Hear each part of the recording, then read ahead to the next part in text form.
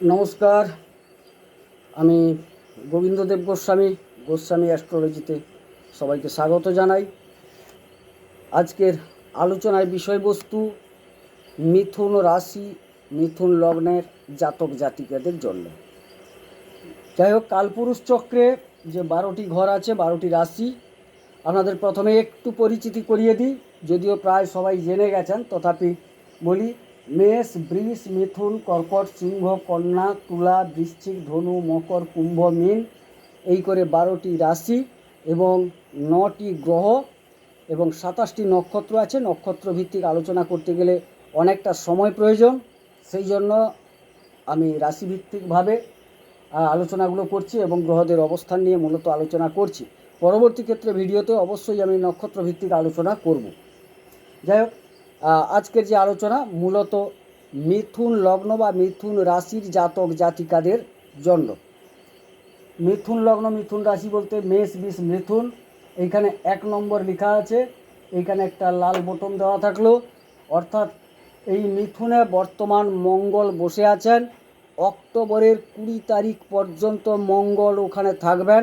তার পরবর্তী ক্ষেত্রে মঙ্গল কর্কটে আসবেন এবং কর্কট হচ্ছে মঙ্গলের নিচস্থ স্থান। দ্বিতীয় গ্রহবিন্যাস একটু বলে নিই। তৃতীয় ঘরে কেউ নেই। চতুর্থ ঘরে বুধ থাকবেন অক্টোবরের 10 তারিখ পর্যন্ত, তারপর তুলাতে আসবেন, অর্থাৎ পঞ্চম ঘরে চলে আসবেন। রবি বসে আছেন 16ই অক্টোবর পর্যন্ত, রবি ওইখানে থাকছেন, তারপর কিন্তু আবার তুলাতে আসবেন, তুলাতে তিনি নিচস্থ হবেন। কেতু বসে আছেন, এই মুহূর্তে কেতুর কোনো স্থান পরিবর্তন হচ্ছে না, কেতু যথারীতি অক্টোবর মাস এবং তৎপরবর্তীকালেও কেতু কিন্তু কন্যাতে থাকছেন। শুক্র অক্টোবরের 13 তারিখ পর্যন্ত তুলা রাশিতে থাকছেন এবং তার পরবর্তীকালে তিনি কিন্তু বৃশ্চিকে আসছেন। আর ষষ্ঠ ঘরে শুক্রের অবস্থান হবে। সপ্তমে কেউ থাকছে না, অষ্টমে কেউ নেই। নবমে শনি বসে আছেন, শনি বক্রী হয়ে অষ্টমের মতো ফল দিচ্ছেন এবং নবমেরও কিছুটা ফল দিচ্ছেন। দশমে রাহু, একাদশে কিন্তু কেউ বসে নেই, তথাপি জানিয়ে রাখা ভালো, দ্বাদশে বৃহস্পতি বর্তমান আছেন।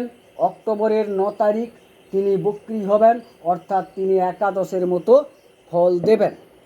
এটা হচ্ছে এই অক্টোবর মাসের গ্রহগণের যে অবস্থান, কিভাবে পরিবর্তন হবে সেটা নিয়ে আপনাদের একটু অবগত করিয়ে দিলাম। এরপর আমি আমার মূল বিষয়বস্তুতে প্রবেশ করছি, একটু মনোযোগ দিয়ে শুনবেন। মিথুন হচ্ছে কালপুরুষ চক্রের 3য় ঘর। আমরা যেহেতু এটা আলোচনা করছি মিথুন লগ্ন বা রাশিকে নিয়ে, সেই জন্য এখানে 1 লেখা আছে, অর্থাৎ 1 নম্বর ঘর। সেই 1 নম্বর ঘর থেকে যেটা আমরা বিচার করি মূলত তনু, অনেক কিছু বিচার হয় প্রত্যেকটা ঘর থেকে, কিন্তু যেটি মানুষের প্রয়োজন বেশি সেই সম্বন্ধেই আলোচনাটা করছি। 1 নম্বর ঘর থেকে বিচার করা হচ্ছে মূলত তনু। তনু কথার অর্থ শরীর। সেই জায়গায় মঙ্গল বসে আছেন এবং তার অধিপতি কিন্তু বর্তমান বসে আছেন মিথুন রাশি সাপেক্ষে চতুর্থে, পরবর্তী ক্ষেত্রে পুরো পঞ্চমে থাকবেন 11 থেকে 29, অর্থাৎ প্রায় অক্টোবর মাস পুরো থাকছেন।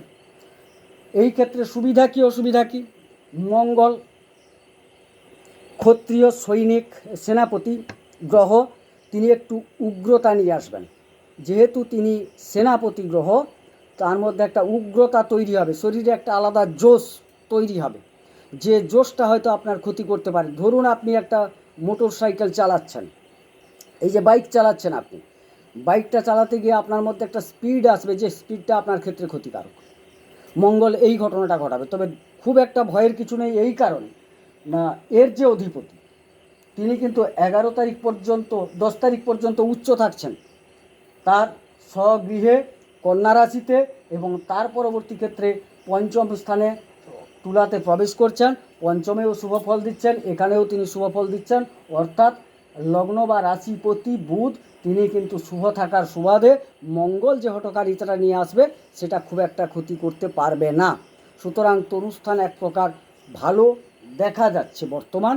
তবে শুক্র 13 তারিখের পর ষষ্ঠে যাবেন, সেই ক্ষেত্রে কিঞ্চিত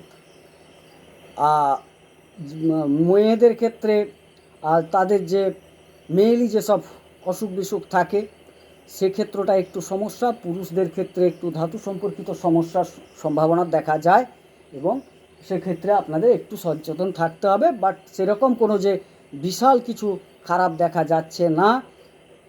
দ্বিতীয় ঘর নিয়ে আলোচনা করি এবার। তনুস্থান মোটামুটি ভালো, শরীর মোটামুটি একটা ভালো থাকবে, বোঝা গেল। দ্বিতীয় স্থান ধনস্থান। ধনস্থানে মঙ্গল কিন্তু অক্টোবরের 20 তারিখ নিচস্থ হয়ে ঢুকছেন এবং এর অধিপতি কিন্তু চন্দ্র। চন্দ্র 54 ঘন্টা অন্তর যেহেতু রাশি পরিবর্তন করেন, আপনার এই মাসে দেখা যাচ্ছে এই রাশির অধিপতি অর্থাৎ কর্কটে যে অধিপতি তিনি কিন্তু একটা আপ ডাউন দেবেন, কিন্তু তার উপর বিচার বিশ্লেষণ না করে মূলত আমরা যদি চলে যাব উপার্জন স্থল, সেখান থেকেই বিবেচনা করব অর্থটা, আমি সেই জায়গায় যাচ্ছি। তো ধনস্থান মোটামুটি যা দেখা যাচ্ছে মঙ্গল নিচস্থ হয়ে যাবে। সেই মঙ্গল নিচস্থ হওয়ার সুবাদে মঙ্গল খুব একটা শুভ ফল দেবে না, সেই ক্ষেত্রটায় সাবধান। কিন্তু আমি এটুকু বলছি যে একাদশ হাউস, দশম হাউস, নবম হাউস এগুলো যখন আলোচনা হবে অর্থভাগ্যটা আপনারা নিশ্চিত বুঝতে পারবেন। তৃতীয় ঘর থেকে মূলত যেটা আলোচনা হয় পরাক্রমতা, সাহস, বল, বিজয় ইত্যাদি, ভ্রাতা এগুলো বিবেচনা করা হচ্ছে। এই জায়গার অধিপতি হচ্ছে রবি, অর্থাৎ এটা সিংহ রাশি। এর অধিপতি রবি বর্তমান অক্টোবরের 16 তারিখ পর্যন্ত কন্যা রাশিতে এবং বুধের সাথে একটা জুটি বেঁধে ওই জায়গায় একটা বুধাদিত্য যোগ তৈরি হচ্ছে, যেটা জ্যোতিষশাস্ত্র মতে একটা খুব শুভ যোগ। আপাতত 10 তারিখ পর্যন্ত বুধাদিত্য যোগটা থাকার সুবাদে এখানে কিন্তু ভালো ফল পাবেন, অর্থাৎ আপনার পরাক্রমতা ঠিক থাকবে এবং আপনার অন্যান্য যে চতুর্থ স্থল যেটা সুখ, মা, যানবাহন ইত্যাদি বিবেচনা করা হয়, সেই ক্ষেত্র থেকে আপনারা কিন্তু 10 তারিখ পর্যন্ত একটা ভালো ফল পাবেন। তৎপরবর্তীকালে বুধ চলে আসছে, বুধাদিত্য যোগটা ভেঙে গেল, রবি থাকছে, তিনিও তখনও ভালো ফল দেবেন, খারাপ দেবেন না খুব একটা। কিন্তু তারপরে রবি 16 তারিখ, অক্টোবরের 16 তারিখ পঞ্চম ঘরে প্রবেশ করছেন। পঞ্চম স্থানটা কোন ভালো ঘর, ভালো স্থান, অনেক কিছু বিবেচনা করা হয়, কিন্তু রবি পঞ্চমে ঢোকা মাত্র তিনি কিন্তু নিচস্থ হয়ে যাচ্ছেন, অর্থাৎ তুলা রাশিতে রবি নিচস্থ হন এবং পুরো 1 মাস নিচস্থ থাকবেন, অর্থাৎ 16ই অক্টোবর থেকে পুরো মাস তিনি নিচস্থ হয়ে থাকছেন তুলা রাশিতে এবং এটি আপনার পঞ্চম ঘর। এই জায়গা থেকে কি বিবেচনা করা হচ্ছে না, মূলত প্রেম, শিক্ষা, সন্তান ইত্যাদি। বুধ বসে আছেন পঞ্চমে 11 তারিখ থেকে 29 তারিখ পর্যন্ত, 13 তারিখ পর্যন্ত শুক্র থাকছেন। এই যে 11, 12, 13 এই 3 দিন মিথুন রাশির জাতক জাতিকা গণের পক্ষে প্রেম, পঠন পাঠন, যদি কারো কোনো পরীক্ষা থাকে সেই জাতীয় এবং সন্তান সংক্রান্ত একটা বিশাল শুভযোগ এই 3 দিন। এটা কিন্তু এমন একটা যোগ, এটা ক্ষণকালের জন্য ঘটে, সেটা কিন্তু পেয়ে যাচ্ছেন মিথুন রাশির জাতক জাতিকাগণ। যেহেতু শুক্র 13 তারিখ চলে যাচ্ছেন, বুধ থাকছেন এবং 16 তারিখ রবি নিচস্থ হয়ে যাচ্ছেন, আমি সেখানে বলতে চাইছি যারা প্রেম করছেন একটু সাবধান, প্রেমে কিন্তু হঠকারিতা চলে আসবে, সেখানে প্রেমের সম্পর্কটা চিড় আসতে পারে। শিক্ষাক্ষেত্রেও সমস্যা তৈরি হবে ছাত্রছাত্রীদের, অর্থাৎ আপনার সন্তান সন্ততি যারা পড়াশোনা করছেন বা আপনারা যারা পড়াশোনা করছেন একটু সচেতন হওয়া বাঞ্ছনীয়, কারণ এটা সন্তানও বিচার করা হয়। সেক্ষেত্রে আপনার যদি সন্তান নেওয়ার কোনো পরিকল্পনা থাকে অবশ্যই বলবো আপনি সচেতন হয়ে গ্রহণ করুন, কারণ পরেই বলছি কারণটা যে কেন সচেতন হতে বলছি। সচেতন থাকবেন, অর্থাৎ প্রেমের ক্ষেত্র 16 তারিখের পর থেকে খুব একটা ভালো দেখছি না। সন্তানের শিক্ষাক্ষেত্রটাও খুব একটা ভালো যাবে না, যেহেতু রবি নিচস্থ হচ্ছেন এবং শুক্র চলে যাচ্ছেন, অর্থাৎ এই গ্রহের অধিপতি কিন্তু 13 তারিখ চলে যাচ্ছেন ষষ্ঠে, পঞ্চমাধিপতি ষষ্ঠে চলে যাচ্ছেন। সুতরাং প্রেমের ক্ষেত্র, শিক্ষাক্ষেত্র এবং সন্তান গ্রহণ এই জাতীয় জায়গাগুলো কিন্তু সচেতন হবেন, কারণ পঞ্চমাধিপতি ষষ্ঠে, ষষ্ঠ স্থান হচ্ছে রিপু, ঋণ, শত্রু, রোগ ইত্যাদি। সুতরাং পঞ্চম স্থানটা মোটামুটি দেখা যাচ্ছে যে 13 তারিখ পর্যন্ত প্রেম, সন্তান, শিক্ষা 13 তারিখ পর্যন্ত খুব ভালো, তারপর 2-3 দিন ভালো, তারপরে 16 তারিখের পর থেকে কিন্তু খুব একটা ভালো নয় পঞ্চমপতি ষষ্ঠে। 6 নম্বর ঘর রিপুঋণ, রোগ, শত্রু ইত্যাদি বিবেচনা করা হয়। এবারে সেই জায়গায় শুক্র চলে যাচ্ছেন, পঞ্চমাধিপতি ষষ্ঠে যাচ্ছেন এবং শুক্র একাধারে তিনি দ্বাদশ অধিপতিও বটে।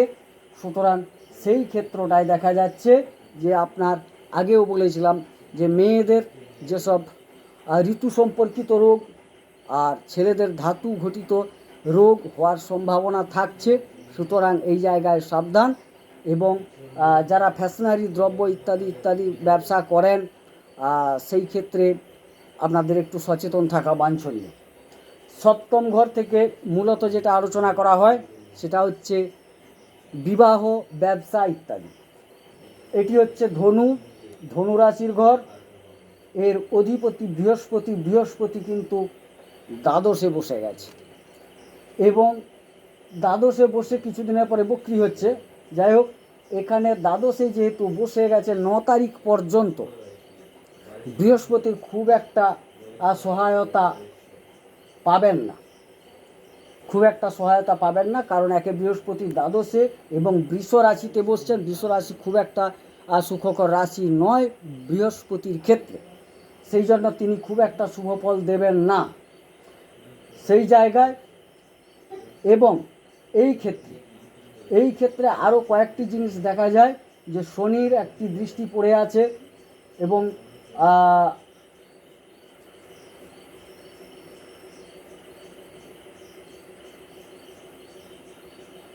সপ্তম স্থানে নয়, ষষ্ঠ স্থানে শনির দশম দৃষ্টি আছে এবং যেটা খুব একটা ভালো দেখাচ্ছে না, যদিও শনি নবমে বসে আছেন এবং আনন্দময় গৃহে আছেন, সেই ক্ষেত্রে দৃষ্টি আছে। এবং বৃহস্পতির বর্তমান দৃষ্টিটাও ষষ্ঠ ঘরে আছে। ষষ্ঠ ঘরে আপনার 9 তারিখ পর্যন্ত সেরকম কোনো রিপু রোগের ভয় থাকছে না, বাট যখনই তিনি বক্রি হয়ে যাচ্ছেন, বৃহস্পতি বক্রি হয়ে যাচ্ছেন, তখনই কিন্তু এই জায়গায় বেশ কিছুটা সমস্যা তৈরি হতে পারে। এবং শুক্র যেহেতু চলে আসছেন, সেক্ষেত্রে আপনাদের এই রিপুঋণ, শত্রু ইত্যাদি রোগ সামান্য কিছু ব্যাঘাত ঘটাতে পারে, সচেতন।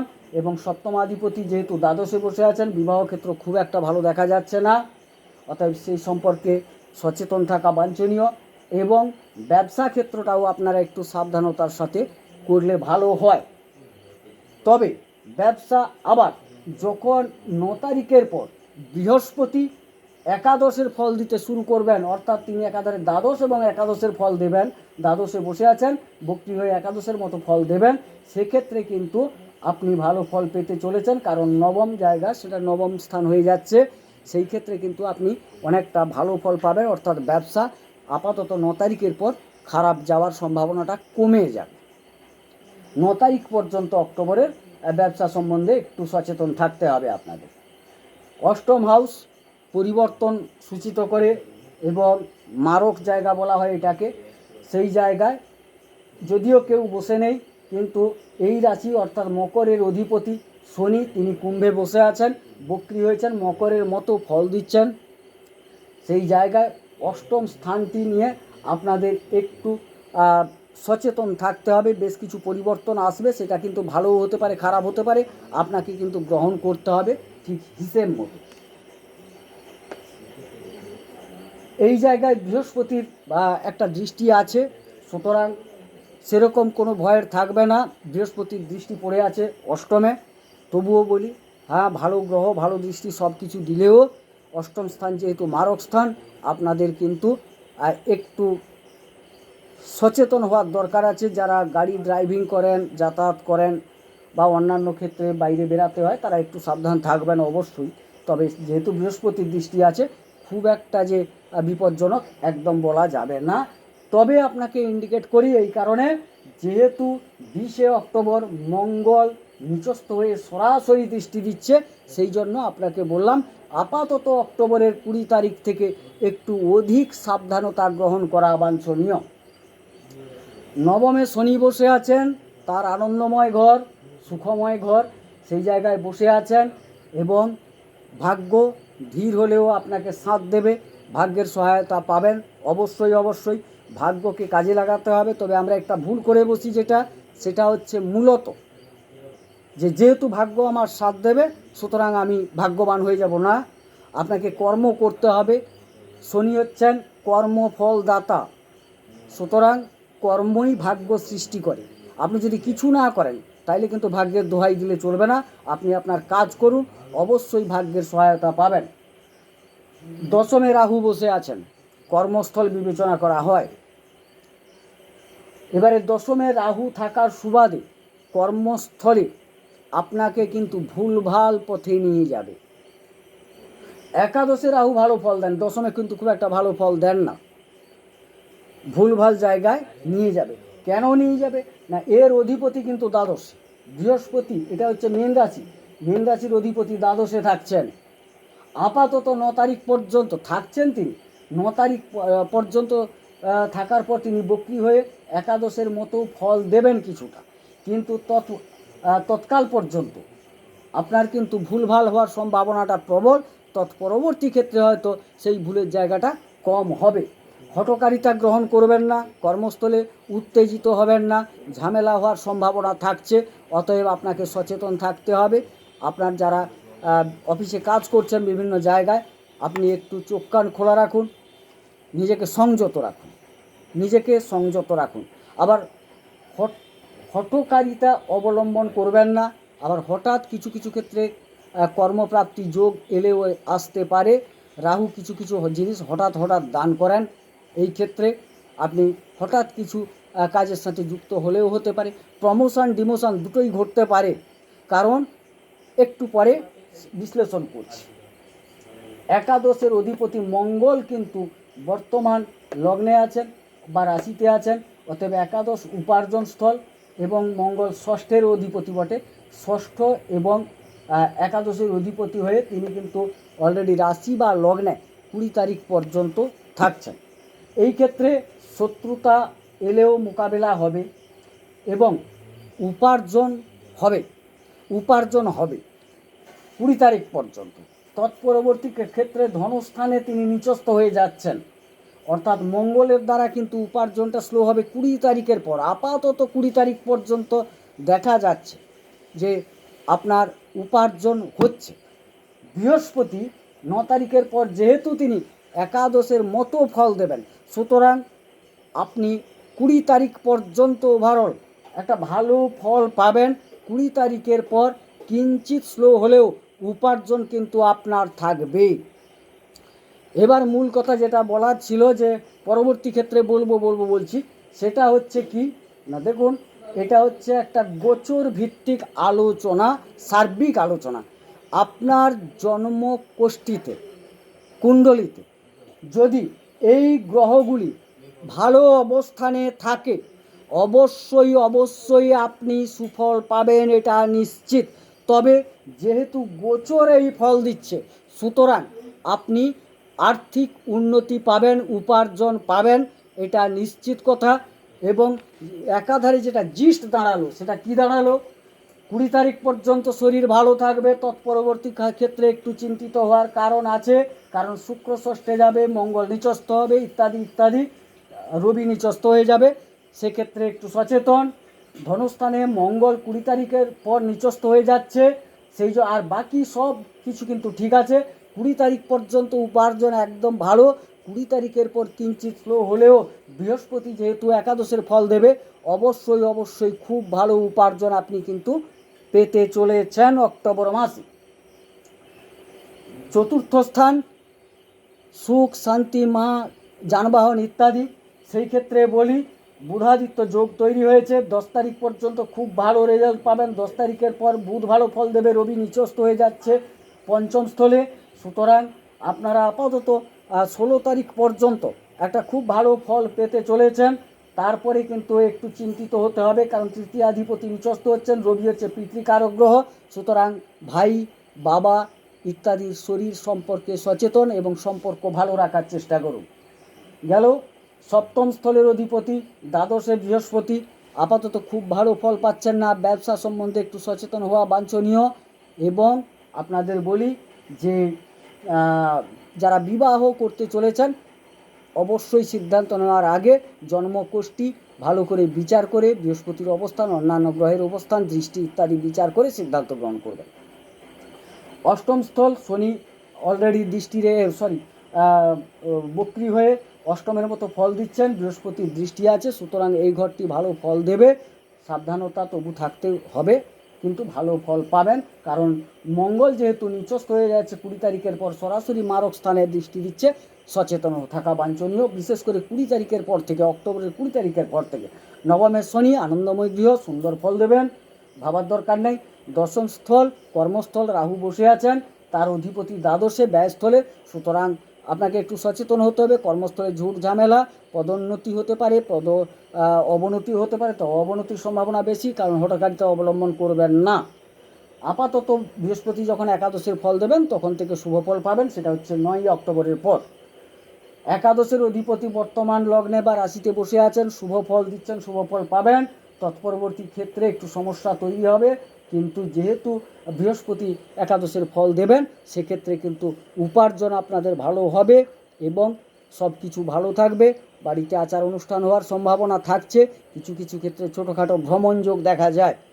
তো যাই হোক, একটা সার্বিক আলোচনা করলাম। আপনারা কিন্তু আপনার জন্ম ছক, কোষ্ঠী, কুণ্ডলী এগুলোকে বিচার করিয়ে নিয়ে আপনারা কিন্তু একটা রিমেডি গ্রহণ করবেন।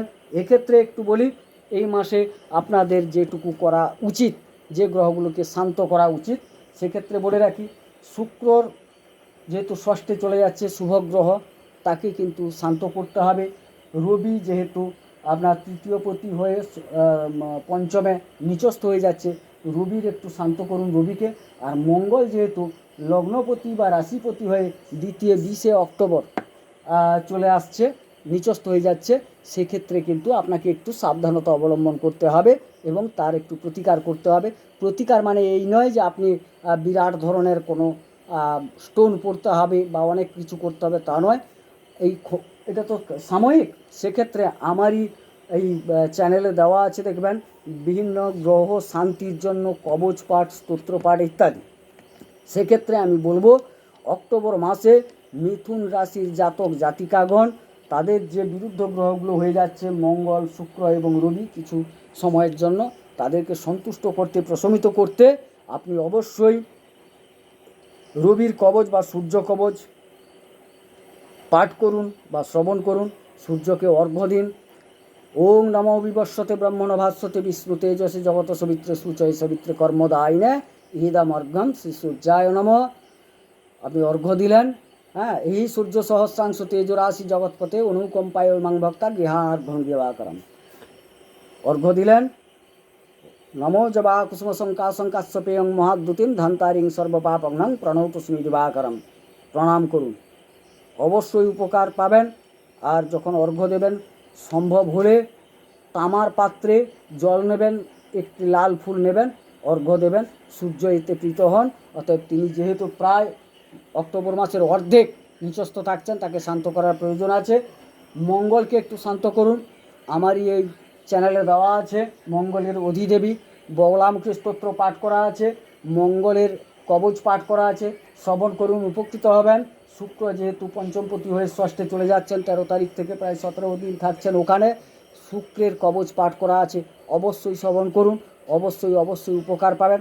আমার ভিডিওগুলো যদি ভালো লেগে থাকে অবশ্যই আপনারা লাইক করবেন, শেয়ার করবেন এবং সাবস্ক্রাইব করবেন, আমি এই প্রত্যাশা করব। এবং আমাকে একটু সাহায্যের হাত বাড়িয়ে দেবেন এই প্রত্যাশা করে। সবাইকে প্রণাম, নমস্কার, শুভেচ্ছা, অভিনন্দন জানিয়ে আমি আজকের অনুষ্ঠান এখানে শেষ করছি। ঈশ্বর সকলের মঙ্গল করুন, মঙ্গল হোক।